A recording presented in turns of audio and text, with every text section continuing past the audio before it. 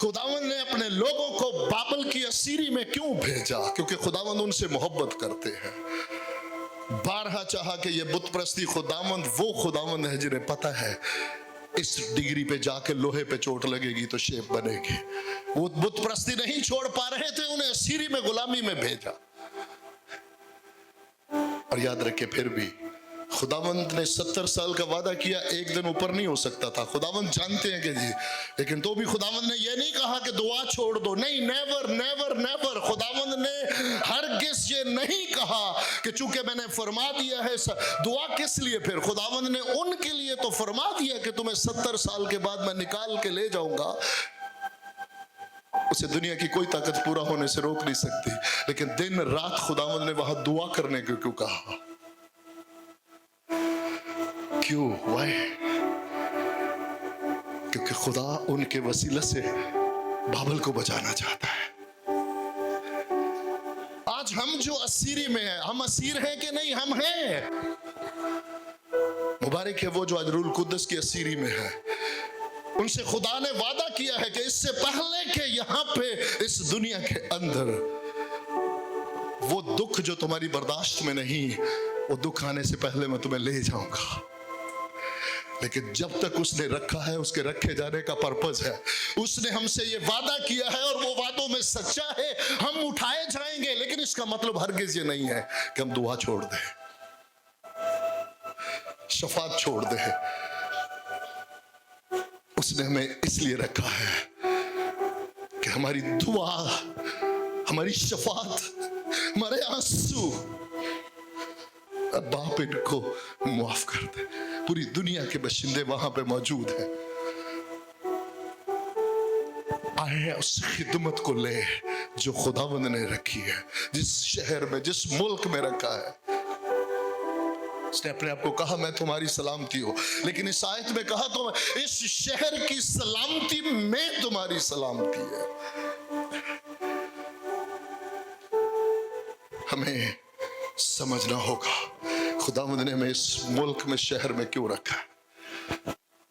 इसलिए एक पार्ट ये है कलीसिया का, दूसरी तरफ हमें अपनी बेटी और बेटों को बचाने के लिए जरूरी है कि हम अपने बच्चों को, यूथ को इस तरफ लाएं कि मेहनत उसने सबको तोड़े दिए है। कोई नहीं जो ये कह सके कि तोड़ा नहीं दिया।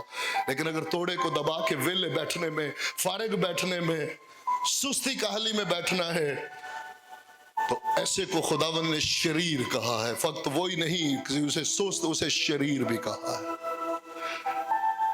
काम खुदावंद की तरफ से है, मेहनत खुदावंद की तरफ से है। और आखिरी बात मेहनत से रिलेटेड याद रखिएगा, गौर से सुनिएगा, इसमें कोई बात इत्तफाकन नहीं लिखी गई।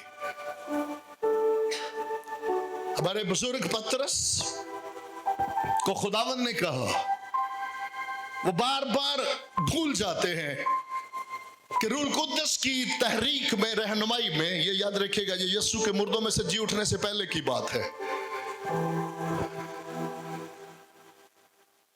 इकरार करते तू जिंदा खुदा का बेटा मसीह है, तू जिंदा खुदा का बेटा मसीह है। लेकिन थोड़ी देर में कहते खुदावंद खुदा ना करे मला, जब वो सलीब की तरफ जा रहे हैं और कहते खुदावंद को कहना पड़ा शैतान मुझसे दूर हो। क्यों? वो भूल गए उस भेद को, उस मुकाशफे को भूल गए।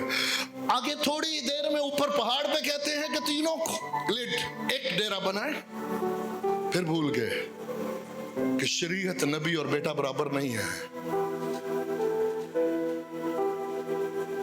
फिर नीचे उतरते कहते खुदावंद कहे तो आसमान से आग आए और इन सबको भस्म कर दे। खुदावंद ने फिर झिड़का और फिर कहा कि बेटा को इसलिए नहीं भेजा कि दूसरों को हलाक करे, बेटे को इसलिए भेजा तो क्यों नहीं याद रखता। कहते बात यहां खत्म नहीं हुई। अब घर चले गए और बाहर से आके किसी ने नॉक किया, तुम्हारा उस्ताद जो है वो जसिया नहीं देता, वो जो हैकल का है, नीम मस्काल, आदि मस्काल नहीं देता। खुदावंद के अपने तरीके। खुदावंद ने कहा पतरस सुन, अंदर जाके थैली में से निकाल के देने लगे। कहते देता है। खुदावंद ने बाजू पकड़ लिया, पतरस किधर जा रहा है? हाँ, तू थैली में से लेके नहीं देगा, तू बार बार भूलता है। जा, जो तेरा पेशा है, पेशा क्या था, कहां से बुलाया था, माहीगिरी, उसी पेशे में जो तेरा पेशा है, जो तोड़ा है तेरा, उसी को पकड़, कुंडी ले और चल। वो बंसी लेकर कहा चल झील पे, उसी जगह पे जहां से तुझे बुलाया था, और डाल इसको झील के अंदर। और जो मछली आएगी ना, पहली जो आएगी, बोले पहली से सारी मछलियां नहीं, पहली मछली जो आएगी, जो पहली तेरी मेहनत है, उसमें मैं बरकत डालूंगा।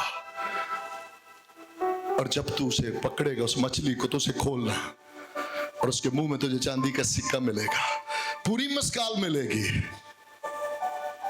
तू अपना भी दे के आ और मेरा भी दे के आ।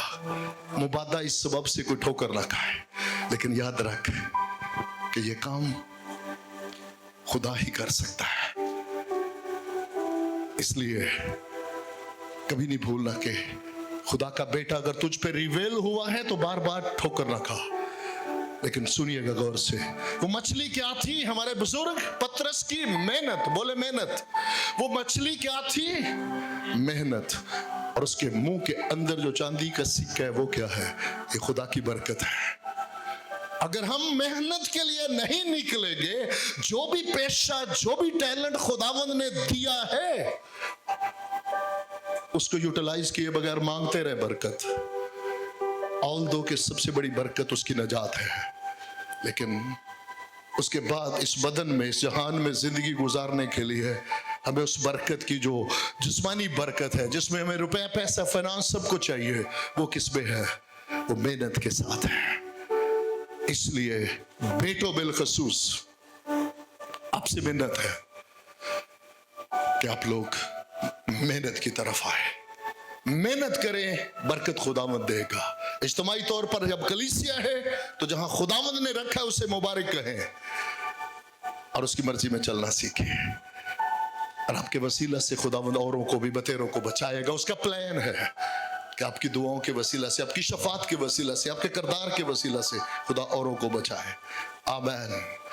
अगर आपका कोई अजीज, आपका बाप, आपका कोई बाहर है, घर की जिम्मेदारी बेटी की है, बीवी की है। औरत घर बनाती है। औरत, मेरे मसीही नॉन मसीही बहुत भाई है जिनके लिए दिल खून के आंसू रोता है। उन्होंने 30-30 साल, 35 साल, 32 साल मुल्क से बाहर, सारी जिंदगी, कई बेचारों की डेड बॉडी आई है। खुदावंद के हुजूर खड़ा हूं, लेकिन पीछे वालों ने सऊदिया मनाया, पीछे वालों ने दुबई मनाया, पीछे वालों ने वो, उनकी सारी जिंदगी के बाद कई जिंदा आए हैं, कई बेचारों की डेड बॉडी आई है, और पीछे वालों ने कुछ नहीं जोड़ा, कुछ नहीं बचाया। ये बाइबल का असूल नहीं है, ये बाइबल का प्रिंसिपल नहीं है। इसलिए बहनों और बेटियों याद रखिएगा, अगर आप उस वादे को देखना चाहे, कितने हैं आज सुबह देखिएगा, कितने हैं जो अपने बच्चों के बच्चे, गौर से सुनिएगा, हाथ बेशक ना दिखाइएगा, कितने हैं जो अपने बच्चों के बच्चे देखना चाहते हैं? नंबर 1।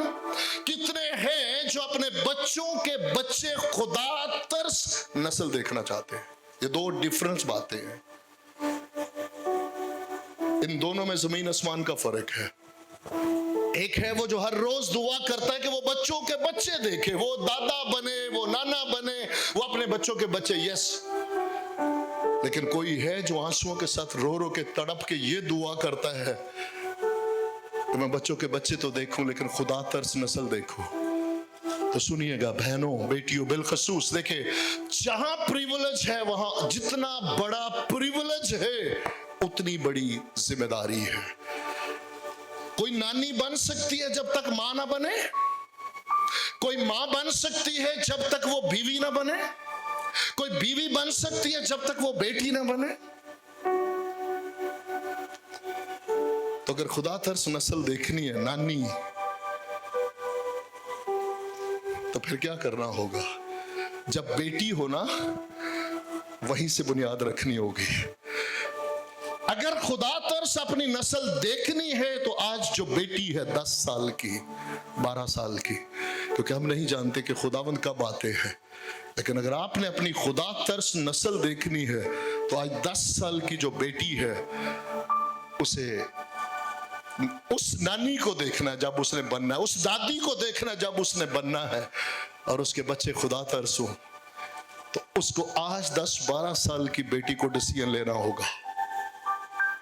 आज उस 10-12 साल के बेटे को यह डिसीजन लेना होगा कि मैं सिर्फ दादा नहीं बनना चाहता, मैं खुदा तरस नस्ल देखना चाहता हूं जो खुदावन से प्यार करने वाली हो। तो हम सोचें कि मैं अपनी सारी जिंदगी बेलगामी में गुजारूं और मेरी नस्ल खुदा तरस हो, क्योंकि सबसे पहला इंस्टीट्यूट जो है किसी बच्चे का, वो उसका घर है। इसलिए एक स्टेप आगे याद रखिएगा, मेरे लिए भी ये बात इंतहाई काबिले गौर और हमेशा सोचने पे मजबूर कर देती है। और बाज़-औक़ात शायद बेटियों को लगे कि जी मैं हमेशा उनको शायद निशाना बनाता हूं, हरगिज नहीं है।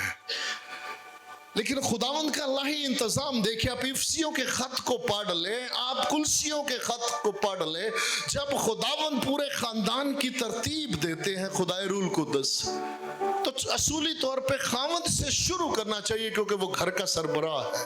लेकिन ऐसा नहीं है, खुदाए रूल कुद्दस बीवियों से शुरू करते हैं।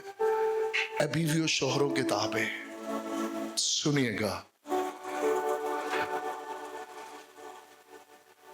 सुनिएगा क्यों हवा की बेटी और सारा की बेटी कहा गया।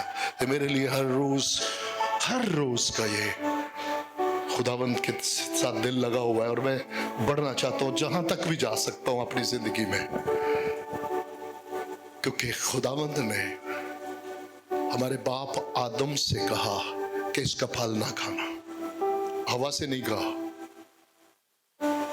ठीक, तो जब हमारी बुजुर्गा हवा ने नाफरमानी की,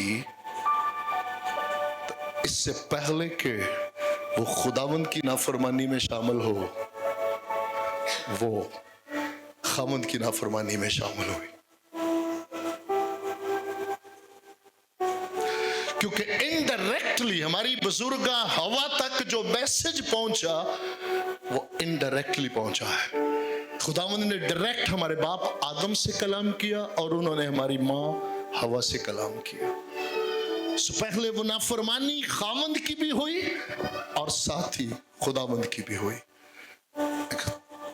और अगला ही सवाल जब हुआ तूने क्यों खाया, सुनिएगा, तो उसने क्या कहा, मुझे इब्लीस ने क्या किया, बहकाया। बोले बहकाया। इब्लीस ने क्या किया, बहकाया। और हमारी माँ जो है वो बहकावे में आई, और जब बहकावे में आई तो उसके अंदर वो बहकाने वाली स्पिरिट समा गई। इसलिए हवा की बेटियां नहीं कहा गया, क्योंकि हवा की बेटियों का जब हम मीनिंग डेप्थ में जाएंगे तो वो कौन सी स्पिरिट है, बहकावे में आने वाली, नंबर 1 बहकावे में आने वाली और फिर बहकाने वाली।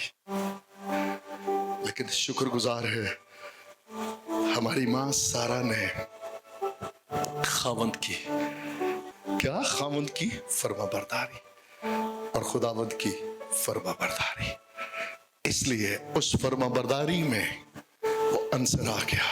और बाइबल बताती है अपना बनाओ श्रृंगार। मेरे ख्याल में वो जो बात कर दी, कितनी बहनों बेटियों को समझ आई कि सर पे दुपट्टा और वो मेकअप और वो बात ये है कि हम कुछ भी बना नहीं कर रहे, लेकिन आपका कोई भी एक्शन जो है वो जिस्म की, बदन की नुमाइश ना हो और किसी को बहकाने का जरिया ना बने, किसी को ठोकर का बायस ना बने। आमेन, आमेन, प्रेज द लॉर्ड।